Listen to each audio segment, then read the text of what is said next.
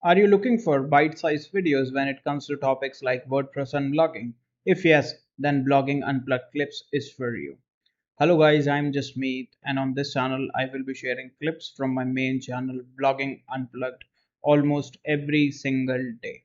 Now if you are into bite-sized informational content, then make sure to leave a like, subscribe to the channel and turn on the post notification bell. And with that said, let's dive into the video.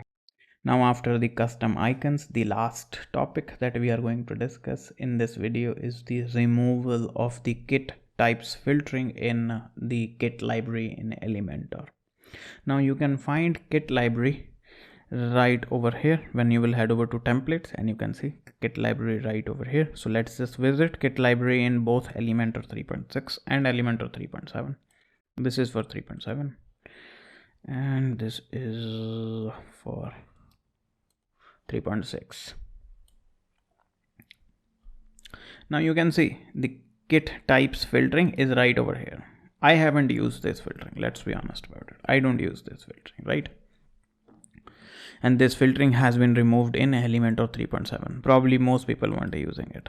So you can see right over here, kits by plan, tags, categories, favorite and all template kits, tags, kits type, kits by plan, categories. This option is missing here. Okay, let me just make this thing a little better, and you can see categories, tags, kits by plan, and categories, tags, kits types and kits by plan. Okay, so this option has been removed.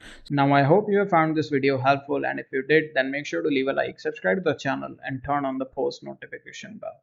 In case you have any queries, feel free to comment down below and I will try and help. Also, the links to our socials are in the description box below. Make sure to follow us on other platforms as well. And with that said, thank you for watching and I will see you in the next video.